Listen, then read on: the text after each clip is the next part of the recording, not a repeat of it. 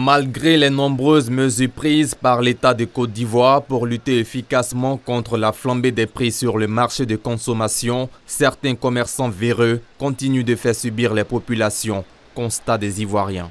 Je ne peux pas comprendre qu'on va donner le prix d'un article et puis l'article se vend, il y a d'autres personnes qui respectent les prix et puis d'autres ne respectent pas. Quand on fait ça, ça ne nous arrange pas, franchement, pas alors tout est devenu dur. Non seulement il n'y a pas l'argent et puis ils augmentent tout. Avec des huiles là, c'est pas normal. Parce que quand tu arrives dans d'autres coins, c'est 1900. Mais quand tu arrives dans d'autres coins, 2300. Et que ça, c'est normal. Parce qu'on dit qu'ils ont diminué les prix.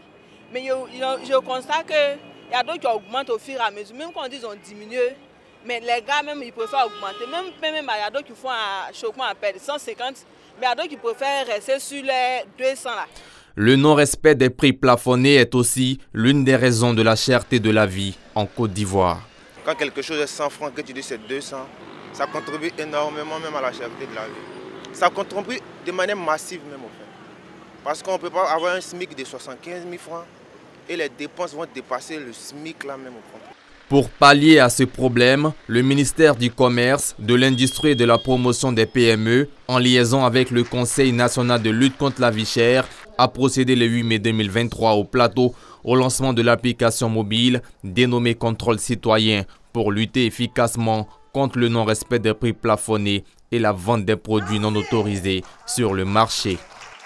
Chaque citoyen, au travers de cette application mobile Contrôle citoyen, pourra être impliqué dans les efforts de lutte contre la cherté de la vie. En agissant ainsi, nous offrons la possibilité à chacune et à chacun des habitants de Côte d'Ivoire de prendre une part active dans la maîtrise de son pouvoir d'achat sur tout le territoire national, quel que soit le lieu où vous êtes. L'application mobile Contrôle citoyen, que j'ai l'honneur de présenter ce jour à toute la Côte d'Ivoire, se veut un instrument allant dans le sens de contribuer à décourager toute velléité inflationniste de la part de tout opérateur économique indélicat.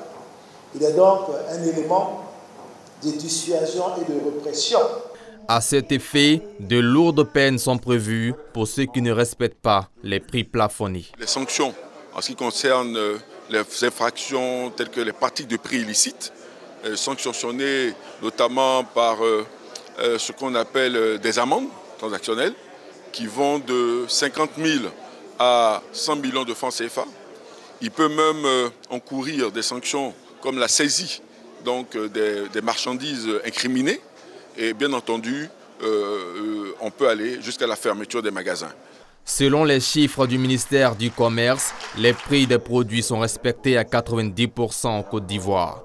Là encore, d'autres mesures doivent être prises pour augmenter le pouvoir d'achat des Ivoiriens qui ne cessent de se plaindre chaque jour de la cherté des produits de première nécessité.